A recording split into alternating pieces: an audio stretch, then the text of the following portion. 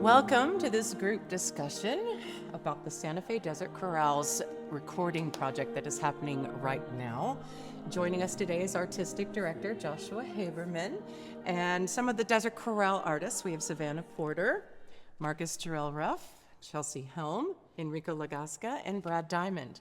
And I'm Kathlene Ritch. I am also one of the singers, and today I get to be the moderator of this discussion. We're on day 3, and any initial thoughts about the process recording this album? It's been going beautifully. I mean, smoothly. We all have been involved in other recordings. We've all done them. I've done them as a singer and as a conductor both. And I would say this has been the smoothest process. And I think that has everything to do with the quality of the singers, frankly, and the chance that we've been able to put these things through a rehearsal process, multiple performances over several weeks. So the music has settled in a way in us that is unique and special to this project, I would say. And some of it, of course, is music that we've lived with for a couple of years in different formats. We're in Cristo Rey Church on the north part of Canyon Road in historic Santa Fe, and it's a beautiful space, as you can see behind me. What do you think about recording in this space? It's been lovely. I feel like we sing here, every once in a while. Typically we're in the Basilica, more in the heart of town. But this year I think it's been kind of surprising. We come to this space and something kind of magically clicked and we can hear each other perfectly, and the music feels like we have a little bit more context. That's been really, really special and made this recording process feel a lot easier, I think. Yeah. I feel like it's revealed some new things too. Like we're hearing and listening to each other in a different way in this space, or we're able to. And it's bringing new things out of the repertoire as well, which has been really fun. I think this space hits the sweet spot for me in terms of what you get, how much you're able to hear yourself, hear your peers, and a level of clarity that makes it really, really ideal for recording. Correct. Could you tell us a little bit about the overall concept of this recording project and why these pieces were chosen? Sure. Well, choral music is a living art form, right? And great new music is being written every single day. And when you have that combination of great music being written, really interesting composers, and one of the nation's best choirs, and you put those things together, you say, we got to record this. So it's all new music that's been written for this ensemble in the last 5 years. And so in a way, it's sort of like a calling card from Santa Fe. It gives people a sense of what's happening here. Our composers are all American too. And that's something that to me is important. We love taking on international repertoire, and international composers are a big part of what we do. And so it's not exclusive in any way. But when we were thinking about a recording, it seemed to me that one of the great American chamber choirs should be lifting up the work of great American composers.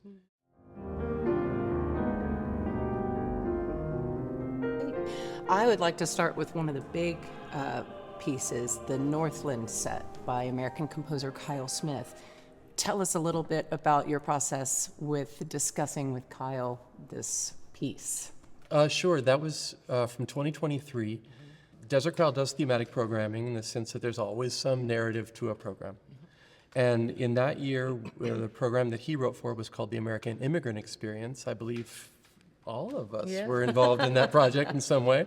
And that was a concert that told the stories of people who've come to make this country their new home. Right. And Kyle had a great story to tell. He himself, like most of us, comes from an immigrant background. And he chose Claude McKay, who was a Jamaican writer who emigrated to the U.S. and lived in New York City in the early 20th century. And he imagined a narrative for McKay's life that moves from feeling alienated, feeling lost, as anybody would, right? Being far from home, and then coming into a sense of acceptance while embracing all of the complexities of American life. What's that been like for you as singers to feel that experience a second time now as we come back to it?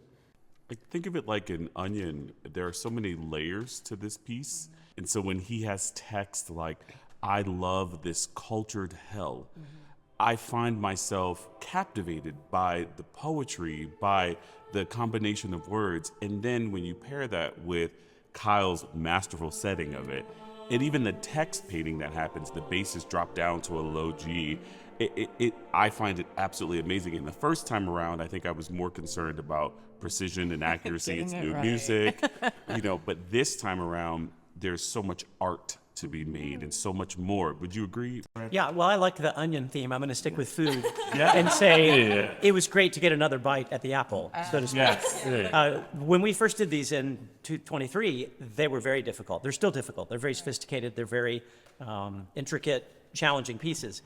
But this time, we dedicated a significant amount of rehearsal to preparing those as a group. And this time we were able to pick up, at least with a somewhat formed understanding of the work, and then move forward from there. So I think they were able to make progress that maybe eluded us in the first time around. The second opportunity that you get to live with a work, it will go someplace different. And I think I'm gonna stick with food too. It's kind of like when you marinate something, right? Like all the juices kind of like seeps in, and revisiting it, and like just looking at an experience like the second time around or more times around, because like we've been performing and living with this piece for like 2 or 3 years. It's just more yummy. It's just more tasteful. It just has this, it has marinated quite well. There are challenges with the piece, for example, like not everybody has the language of doing all these jazzy, syncopated notes and all the words, and just like making sure that we are able to really deliver the text of Claude McKay and the music of Kyle and honoring that. But now it's, like just hearing it here in Christopher and recording it, I'm like, oh wow, everything just clicks fine, and the body movement informs the music, and the music and the body movement. It's not as if we're not intimidated by it anymore. We're just like grooving. What the kids call it, we're just vibing. We're just vibing. Yes, absolutely.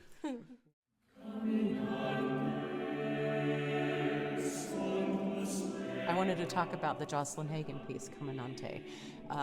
So it's set in 2 languages, English and Spanish. And what was the thought process behind that, Josh?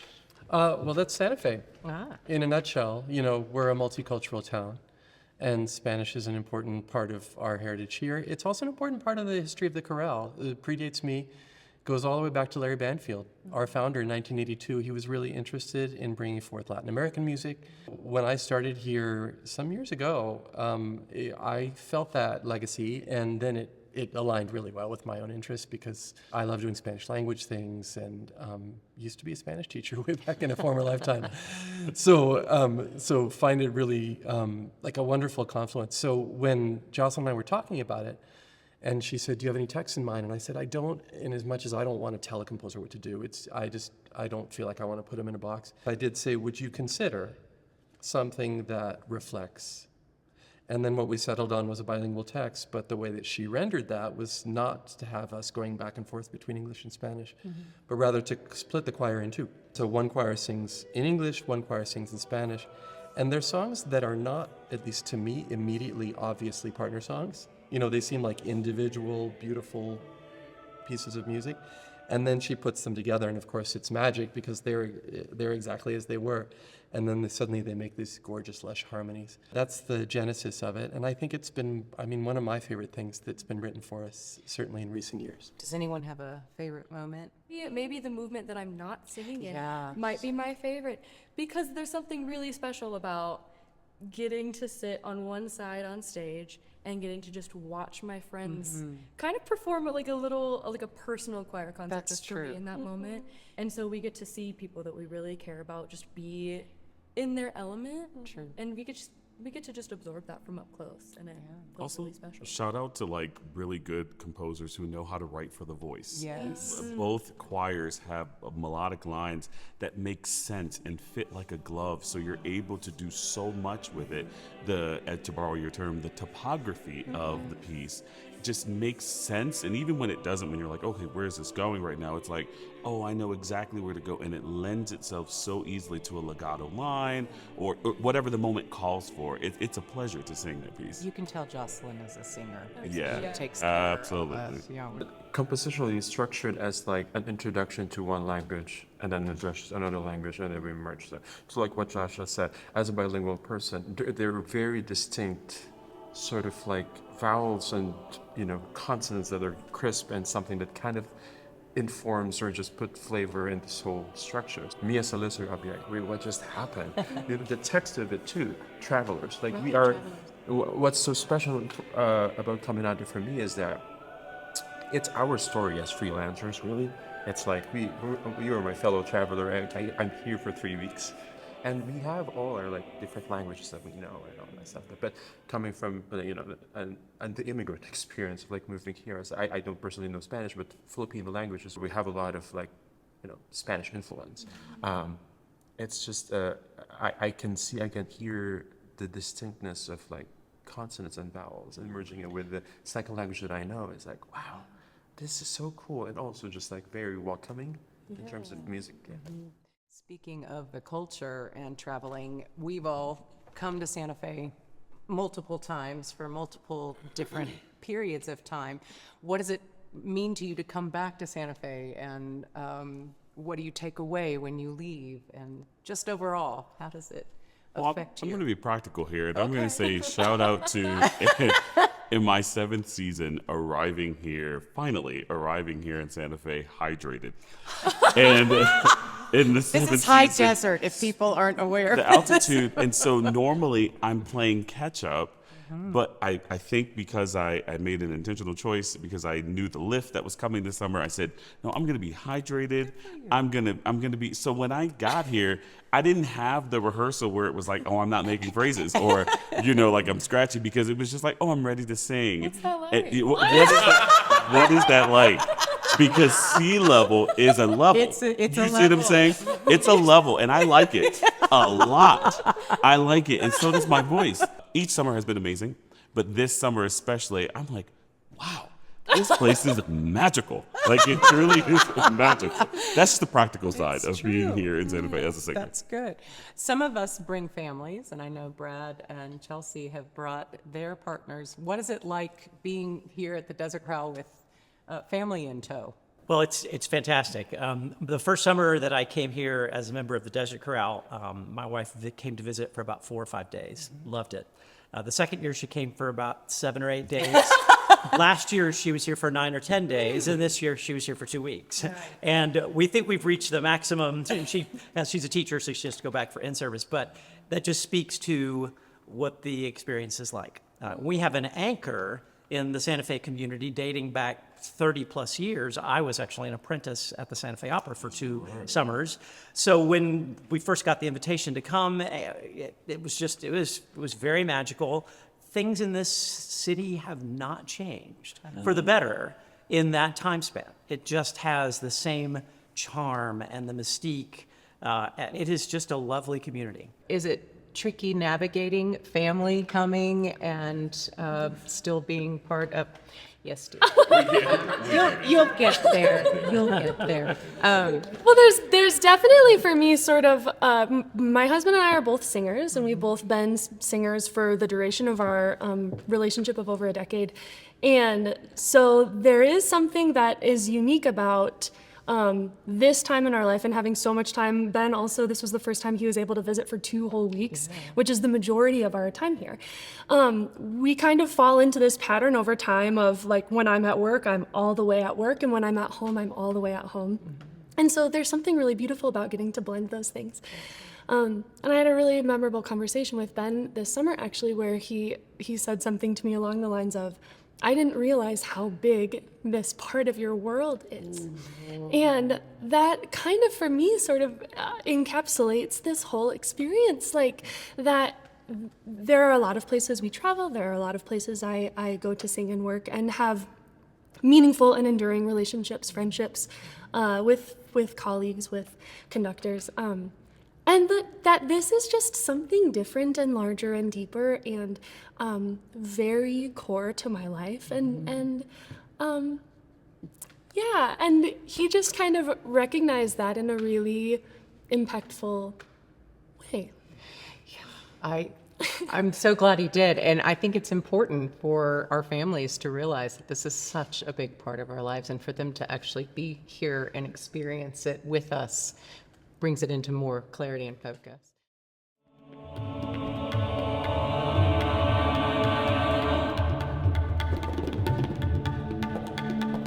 So now I want to paint a picture. 2020, pandemic, everything's getting shut down. Singers are known as super spreaders. So we're facing a world where this may not be possible anymore. And then finally, we get to come together and sing the next summer, albeit under weird circumstances and masking, et cetera, et cetera.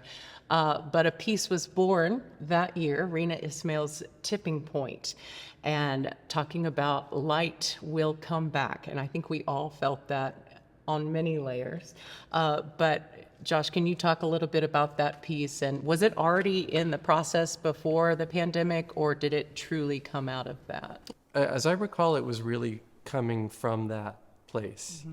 And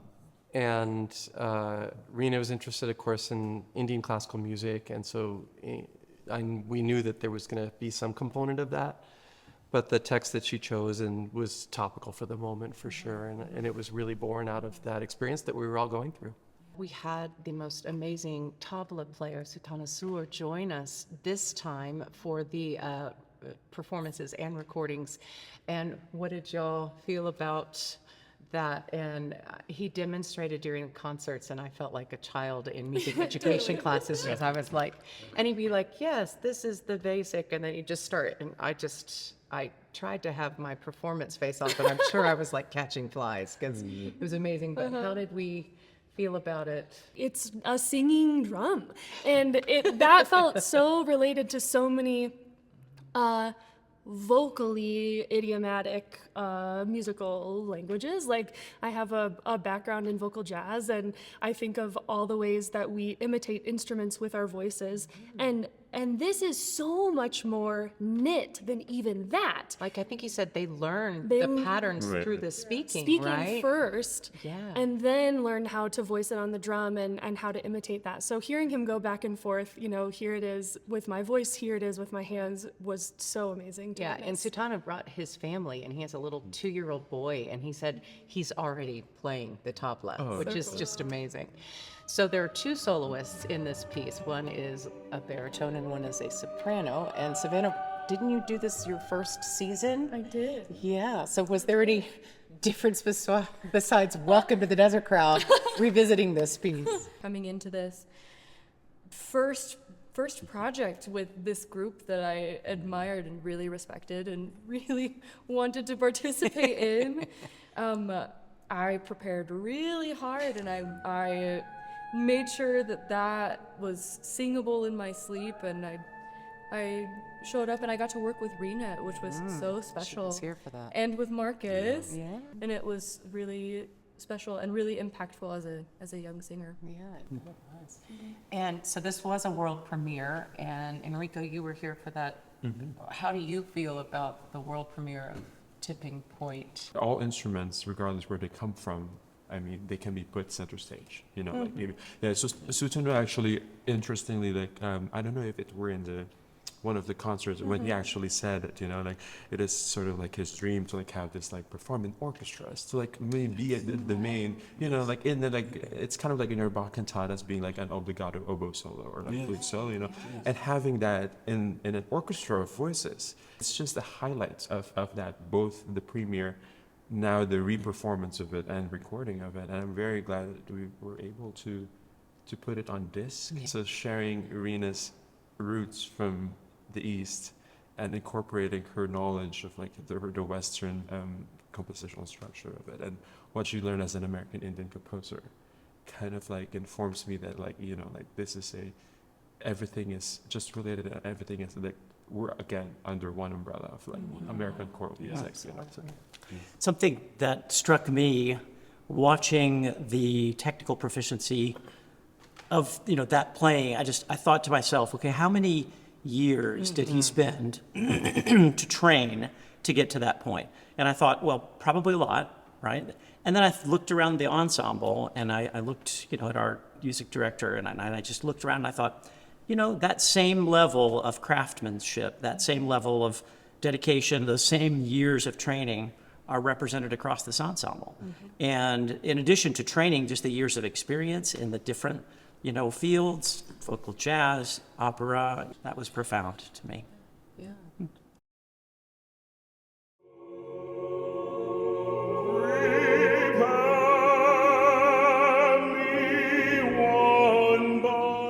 I'd like to welcome composer Shawn E. Okpebholo to our discussion. Thanks for being with us, Shawn. I'm so glad to be here. Thanks for having me. Absolutely. So your piece is like the crowning jewel of this recording, The American Road, and it reimagines 6 different folk tunes and spirituals. And why did you choose these specific tunes for your composition? To me, it was about the narrative. And, we have such a rich history of American music written by enslaved people, but also folk hymns of the church that tell our story. So how can you choose 6, right? And so, it took me a little bit of time just to figure out what is the message I'm trying to, evoke. What hymns or spirituals or folk tunes do I want to use? There's also a combination between style and melody. What I'm trying to do with these pieces. It's a puzzle. It's a puzzle. It's interesting that they are all singular, but then also they could be referenced into whole groups. Did you purposely choose pieces that could be done either way, or? It's a 30-minute work that I think tells a story. But I also wanted 6 different pieces where maybe a choir can sing, I want to do, he's got the whole world in his hands, because that 5-minute piece will fit in the context of this concert, or Little Cuckoo. And so I wanted to create a piece that it's definitely cohesive as one complete set, but also you can, pick and choose and for whatever your needs are. That's great. So let's take these one by one. So the first one, Prepare Me One Body. Marques, you're the featured soloist in this movement. How did you prepare for this vocally and also mentally singing these words? I think that probably the most important thing for me was to be emotionally connected to it. The tempo suggested this contemplative prayer, and I happen to also be a believer. So for me, it is a public prayer for me that I get to share with audience members. And I was struck by the first 2 sentences: "Prepare me one body, I'll go down and die." And all I could imagine was Christ sitting at the right hand of God and turning to God and saying, "You, creator of life, who have breathed breath into man, give me one body and let me go down and be the redemption of the sin." But as I said to you all in our pre-concert talk, what really then struck me when I got here was the fact that if we think of, in Christianity, the triune God in persons 3, that Christ would turn to himself and say, "I'll go." There's something that is powerful to me to turn to my own self and say, "I'll go." And I am willing to go. I am willing to use what I've been given to not be a savior for this world. I can't do that, and the world already has a savior. But to foreshadow a little bit, to let my light shine. Yeah. In a way that it might bring hope, or might cause someone to be reflective, or might cause someone to look at something a different way. So I'll go down. Like, put me in, coach. I'm ready to go. Yeah. I like that. Let's now switch to number 2, Little Cuckoo, and I will talk to the featured soloist in just a minute. But this is the one that isn't like a old folk tune hymn. So where did this come from? Why is this special? Didn't get into as a rock star, no introduction needed. MacArthur winner, Pulitzer Prize, everything, all the Grammys, and I did a collaboration with her on this big song cycle, and like a 50-minute piece. But the first, before we did the song cycle, she did a 20-minute set just by herself with her banjo, was it. And she sang this song, Little Cuckoo. And first of all, our whole set was amazing, but Little Cuckoo, it just grabbed me because it was a beautiful lullaby sung in her folk way. But it's about this enslaved woman taking care of her enslaved child. I mean, breastfeeding the child and caring about the, how the child's gonna, survive out in this world. This is not her own child. I'm sure she has children. In fact, her children may have been sold away. Something beautiful and kind and loving came out of this like horribly dark time. That's true. And Chelsea, you are portraying this character, so kind of walk us through how you prepared and how you feel singing this story. This text is so extraordinary. To me, maybe most significantly, that you don't fully realize as a listener who's singing until about halfway through the text. The way that I prepared for this is, actually I had a conversation with Marques about it, was I didn't want to let like a fraction of a second go by without there being intention in the presentation of this lyric, of this story. And something that I think is true in most, if not all, the singing I do, but is especially true of a moment like this, is how much can this not be about me? Right. And how much can this be about the melody, about the setting, about the color, about the story, and the moment, and creating a moment that is gonna reach somebody, be meaningful for somebody, and do the extraordinary honors is a silly word, but carry the weight and the responsibility of telling difficult stories. It is. And we still see that through line from the first piece, that once again one body has been prepared to care for, to provide for. And I think that I just got that. I didn't even recognize that until now, that here we are again in movement 2 with another body being prepared, showing how integral we all are, humans are to one another. Switching to number 3, which is he's got the whole world in his hands. So now we're talking about another individual, but someone a bit bigger than all of us. That's right.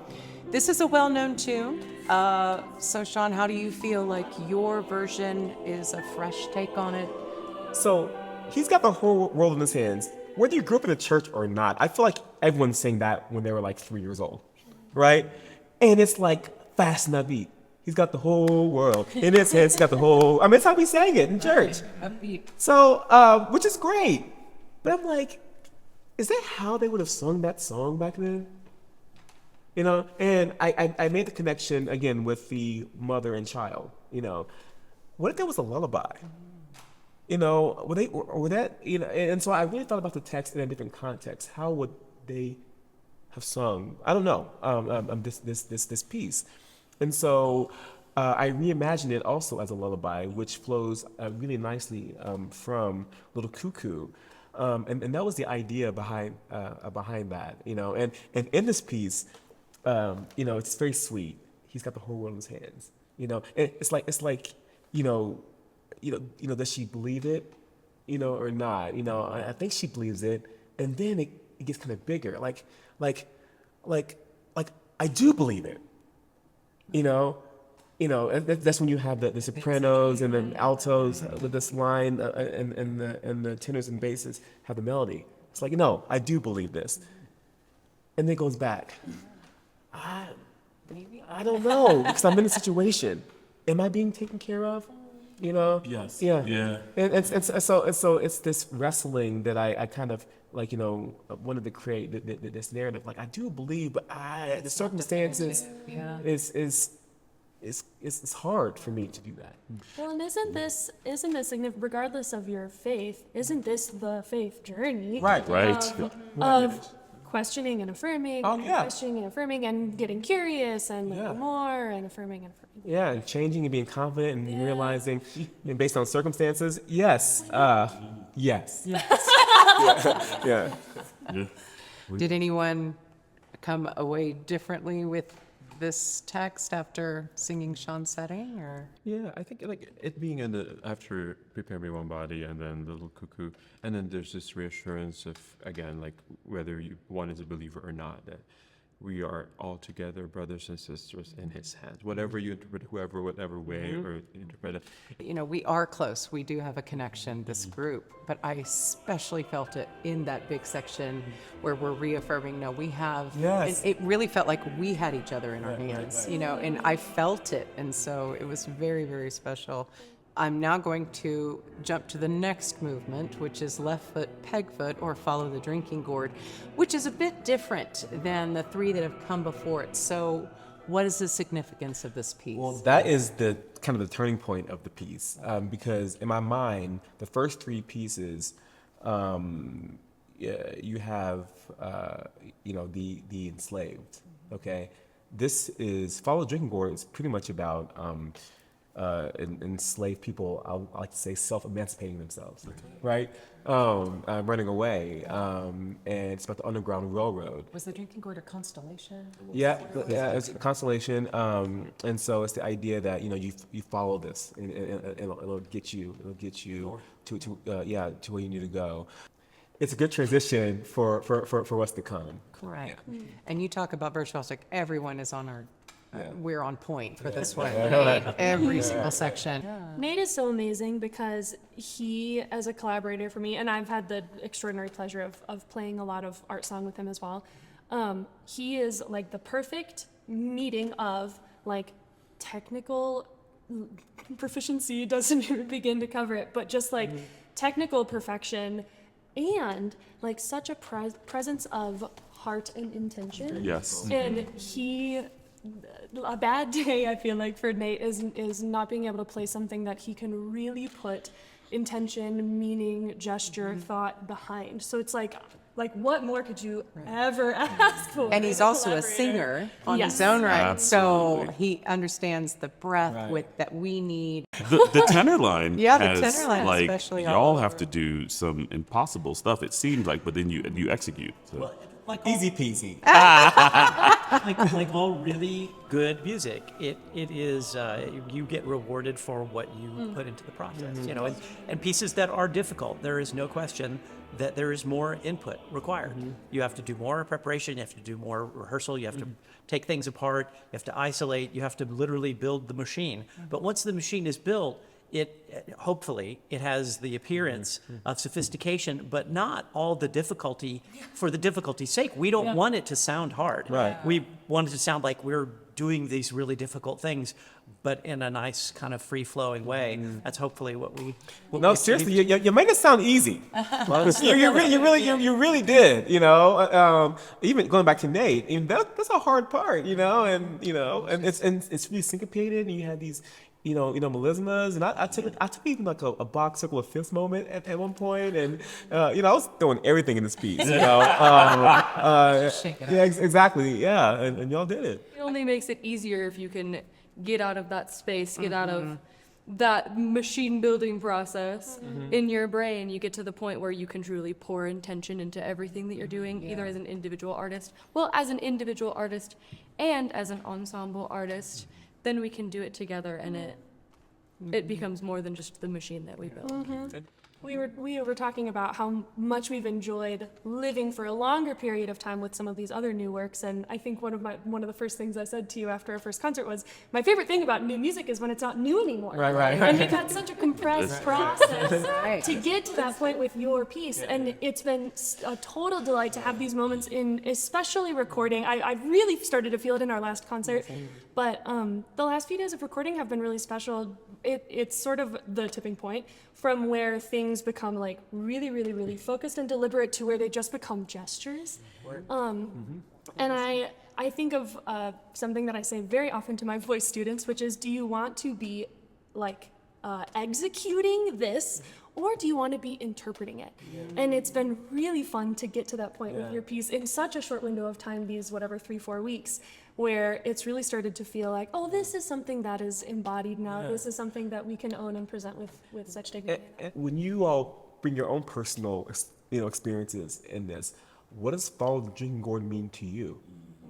Because I think I wanted to transcend a moment in time. That's why I like the title, The American Road. We all have our own journeys. These are our stories, but how does these stories affect you? And once you fully understand that or bring your own circumstances, I think that's when, like you said, you really embody it. But I thought, listen, I went to the first rehearsal. I'm like, this thing is embodied already. Why am I here? Kidding. It's actually become one of my favorite movements. At the first, I was like, wow, I'm having to work on this one. But now that it's really sinking. No, but I think you're totally right. And that also answers for me the question of why this and why now, that the work is not done. The conversation is not over. Our our duty to each other is ongoing, and I don't know, maybe grows in intensity with each passing day that we manage to underserve each other in some way. That takes me to the next movement, which is a downshift, and it's Shall We Gather at the River, which is one of my favorite songs. So many different settings, and they're all incredibly beautiful. But it does encourage us to gather as a group, and I think that tails beautifully into what comes before, that we're all sharing this. And how does that affect us as, maybe singing for our audiences, the group and the gathering? What would we be encouraging them to hear? It starts off with these fragments of Shall We Gather at the River. And I'm like, is that gonna work? Will people get these fragments, these little hints? But the way you do it, and it's just like, it's like you have your own individual thing going on, but it's one complete, idea. You are gathering, you're all different. And that really set the tone of this whole movement. And then the melody comes, this was also really intentional because I wanted to choose a piece that really is universal. I just, because whether you're part of the church or not, at least classical musicians, the Copeland. Yeah. Right. I mean, you know this piece. That's the piece that I most connect to in this, because it's representative of the chorale. We're not together all the time. Mm-hmm. And I actually think that's a wonderful thing. Mm-hmm. And not that I wouldn't love more time, but that it lends a specialness to it, so it becomes our retreat or the place, the touchstone, or our annual gathering or our twice annual gathering. We see each other, and I always feel like looking forward to that moment, because I know what it's like now after all these years when all my favorite people are going to be in this room. Mm-hmm. And then we get to do something, who knows what, just, send a hunting party out for beauty. This one says to me, you can't and ought not go it alone. Mm-hmm. And that is such a challenging thing to remember in the world we're in right now. And as like a singer coming up through, as you sort of matriculate and go through school, there is such weight on your individuality and your insert word here, right? What you've prepared, what you can accomplish, how impressive it is, your blah, blah, blah. And I think there are a lot of professional places where that mindset prevails, not for better or worse, just is that there are places where the top priority is something else, and I totally agree that this captures the spirit of the work that we do here, that we are gathering and all sort of like agreeing to this compact that the whole is totally greater than the sum of the parts. Yeah, I would love to add to that, because I goes perfectly with what you just said, whole sum of parts. When I heard this piece first, I remember thinking, this reminds me of a puzzle. And I love puzzles, so that's probably why. But like the very first entrance, when there's all this texture coming from different parts and there's people dropping in, and sometimes I hear the first soprano shell is like, oh, there's a corner piece. Like there's, that might be the side. And then by the end of the piece, we've built the picture. All the puzzle pieces have come together, and it's this gorgeous picture that all fits together. And maybe all the puzzle pieces are the desert chorale. Maybe all the puzzle pieces are humans. They could be different things, and it could be different picture, but it's built something by the end, and it's really beautiful. For me, it's the concept of let me invite you to my house, and yes, we will gather. It's that, and that's the chorale. It's like, this is a little house that we've built here in a little community, and there's an invitation and reassurance, and that you're welcome. Yes, and you said earlier, like you put that bass line in, and you're also we're just holding our tears there, aside from it being in the higher part. We're like, oh my God, because that's right. Yeah, but we really just saying, yes, we will gather at the river. This is like the conclusion of like the invitation, and it's just so reassuring, like creating it with. Yeah. And I feel like we need it as humans, and I would want the listener regardless of belief or political blah, blah, blah, let's not go this alone. We will gather, and we have gathered, and we're inviting the listener in to gather with us. And it's, we may not agree, we may see things differently, but we are one humanity. Right. And I think in this society, we are forced sometimes, unfortunately, to be so isolated that we forget, hey, there's a whole group of people out here who want to share this humanity with you. And the encouragement I hope they hear through the recording, because I know we certainly felt it. Yeah. So it is a really, really great turning point. So now we come to the last one, which we've gathered, and now we're going to shine, right? And so it's this little light of mine. It is the hardest little light of mine. For the listeners, be ready to go, where's the beat? Yeah. Because it's 7/8 and really fun, but oh my goodness, it was And exciting. and it's a mixed 7, and it's a mixed 7/8. Maybe it's 2 plus 2 plus 3, or 3 plus 2 plus 2, and so Josh. right. Yeah. I had to rebar like all of it, but I'm a sucker for hope. I just am. Sean Pollyanna. I know, I know, and I get so frustrated. I mean, if you follow me on social media, I will speak out against all the injustice, all the bad stuff, but I'm hopeful. I wanted to end the piece with another familiar tune, this little light of mine, I'm gonna let it shine, that I think also is pretty universal. And I chose an irregular meter so we can feel this urgency, like, because you have to kind of be on your toes a little bit, and so that's why I did that. Of course, Marques has a solo on this one, and he definitely shines. And I remember in church, hide it under a bushel. No, we were just like, no, I'm gonna let it. I didn't even know what a bushel was back then, But I really wanted to emphasize the idea of no, or shine. And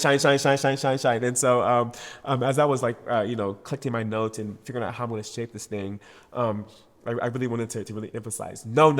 I mean, back in the day we just shouted no. But I wanted to keep that going, I always feel in that section like you have to get quiet to listen to the still small voice, Right. the thing that is the most certain, the most convicted. Yeah. I think with new music, especially when you encounter an irregular meter, the analytical brain of musicians like us is like, okay, how am I going to execute? Like, I got to feel like I got to feel it this way. And I struggled initially with that because it didn't make sense to me. And I said that to you when I first met you. About? I said, well, yeah, that's literally, And what I realized what I realized though was that it truly was a microcosm perhaps for what we all deal with as humans when we have something difficult in front of us and we still have to do it. When we have we have a task set before us that it seems impossible, it seems like I won't get through this, it seems like it's all going to hell, but yet somehow I have to let this light shine. And that insistence that comes from that, and that it's like, no, I'm gonna let this thing shine. And then when as a soloist, when I get to that middle section in the text, of course, is someday when I'm free. It's not a question mark of, oh, perhaps someday, but I'm going to be free. And whether it happens on this side of Canaan or the other side, I'm going to know freedom and I'm going to let this light shine. And I have to tell you, the ending for me, I feel like a Care Bear. Like, it's like, I just and I let that light, and it just comes out because he's got me up there at the top, and I'm just I'm 2 beats before I come in, I'm just shaking my head and shine. It's just, it goes, and it is this anthem, this declaration That is the perfect exclamation point to the necessary discussion of the history, to the complicated history that we all share. This is not just mine, this is not just Shawn's, this is all of ours in this country.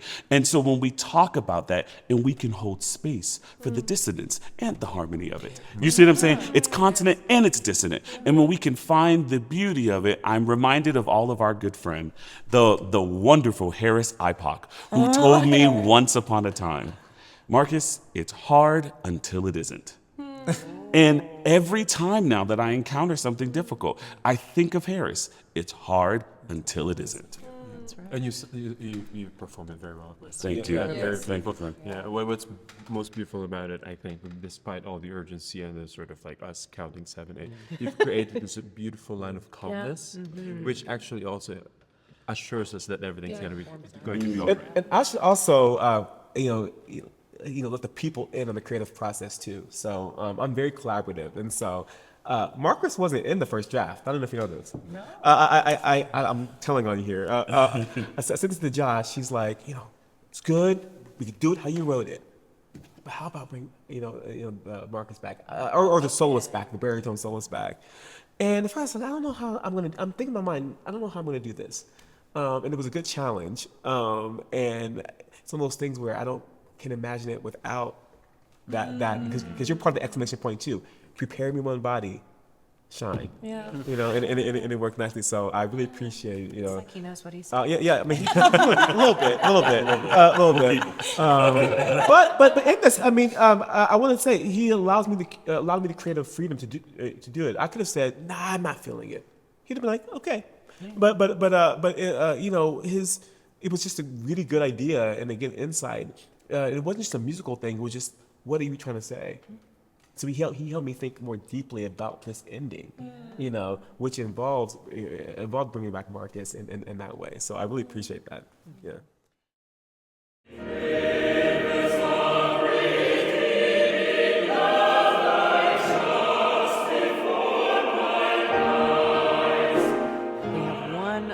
Piece to talk about, and that is Shawn Kirchner's Sweet Rivers, which we have done a lot. Some people would even say it's almost a calling card now. And of course uses Nate at the piano, and it's a lot of fun to sing. How do we feel bringing this in and recording it? It's beautiful, it's big, it's powerful, it's happy, it's uplifting, it's all the things that you want in a concert closer or a concert opener. But I will say that it developed a different place personally for me when we worked with Shawn at ACDA, and he said, if you'll permit me just a couple of minutes, and he just talked to us about how he wrote the piece and where it came from and how it germinated from a work that was a solo piano work and how it represented decades, wasn't it? Didn't he say the rewrites took decades? Yeah, and as of just hearing that process and then hearing him say how he had submitted it several times and they were like, no, this isn't right, this isn't good enough, which seems so strange now to hear a work that seems so just complete. It's a really well-written piece of choral music. And to imagine that it came from, a place of challenge and a place of difficultness for him. But then hearing him sit down at the piano and say, I'll just play for you kind of how this piece started. Mm-hmm. And then without interruption, just seamlessly moving into the piano intro to the piece, and then we perform it. That was the day that piece became something more for me, yeah. Whether I sing it here, whether I sing it elsewhere, it always feels like home. It always feels like a really safe place to go back to. It always feels very vulnerable, which is a space that I think should feel comfortable. And I think for this program specifically, I kind of see it as the glue that can hold everything together. We all get to be vulnerable and safe together. We all get to be hopeful together, but we also get to live in the space or create the space for the I don't know and the despair and the what's gonna happen, I don't know.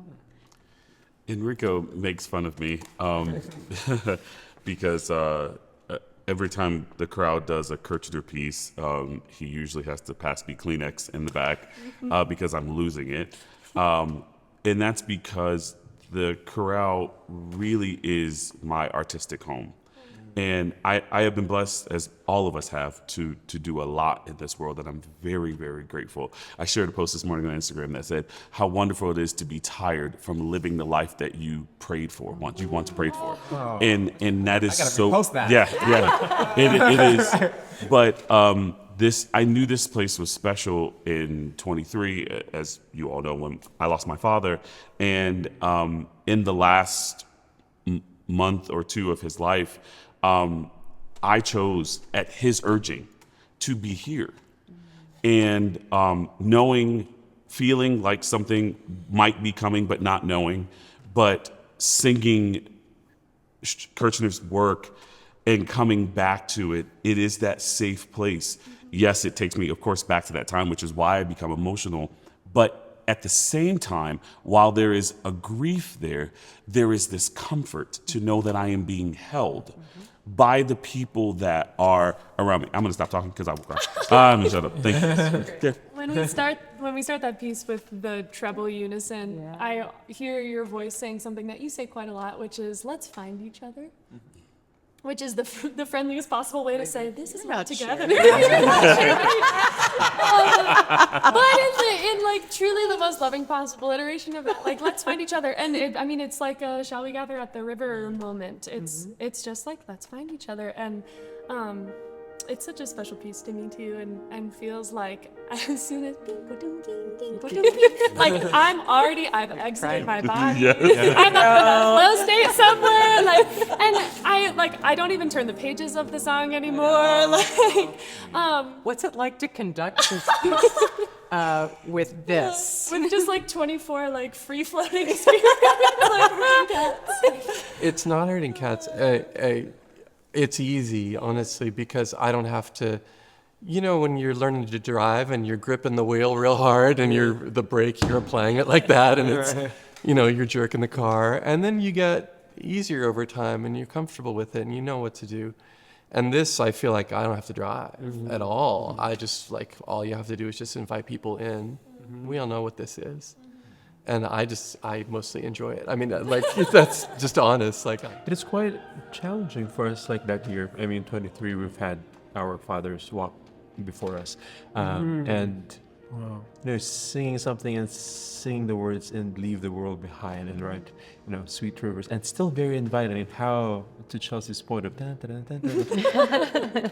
Again, the call of invitation, but the call of also, letting go. They are really just connected, and so whatever. Sorry. Stop it. Stop it. Yeah. But that's I love that. I love that flavor of American culture that we all share, which is basic optimism. You say you're a sucker for hope or whatever that is.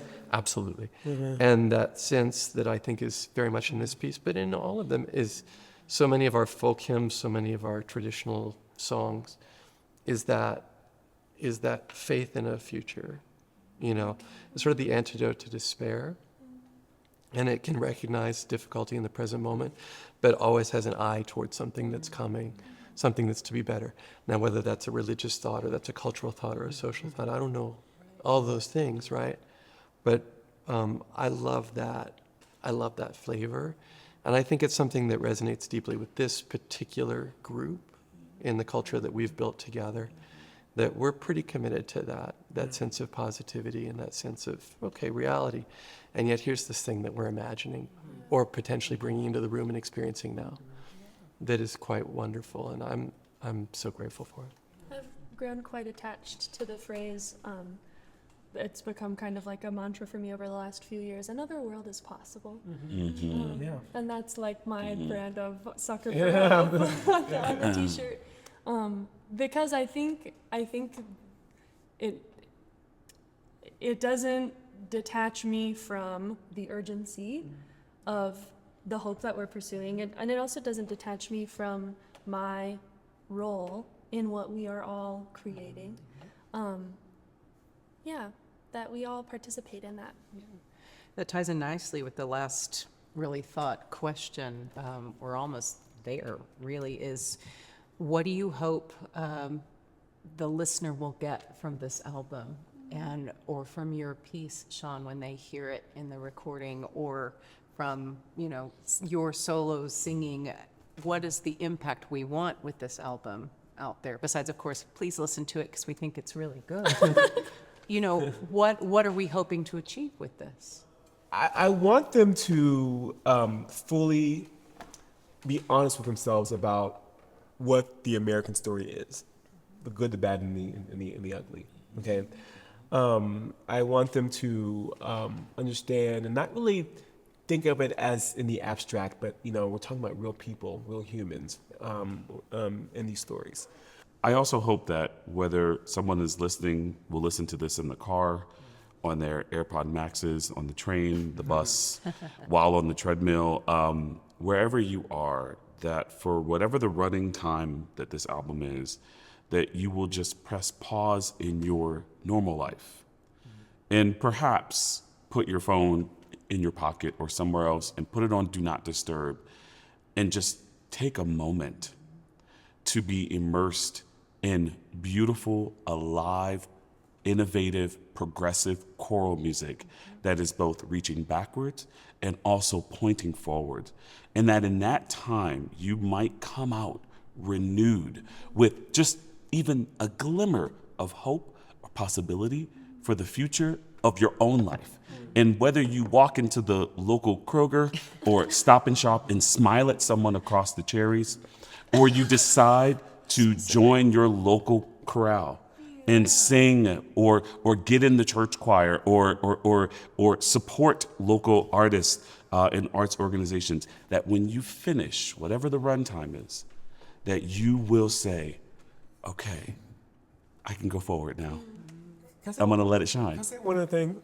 The first time I heard, you know, in the Basilica, just, you know, in the audience, the whole concert, you know, one complete, you can't stop, you can't start over, you can't, it was very powerful because you're forced to just like listen to it as a complete set. And it was really quite moving, and you had this experience. I'm talking with all the pieces, you know. So yeah, it's cool to experience it in a way where you can't be disturbed. You know, It's rare now. Yeah. I personally hope that, and I invite the listeners, that when they listen to the album, when they pause and listen to the text and how thoughtfully it's composed, sung, performed, that they find themselves in a fragment somewhere there. That, I relate in Caminante, you know, I relate, I'm that's my story, Little Cuckoo is my story. Gather the River is my story. You know, I hope they find themselves, because to your point, to circle back to Shawn's point, this is not just one story, this is the American story, and I think it's everybody's story. I hope too that every listener of this work, this disc, can hear and feel how much love we all individually have just poured into it and have poured into each other, and how much grace that we give each other in a process like this. I think that's really important to me, that people can feel that chunk that we of feeling that we have to offer this project.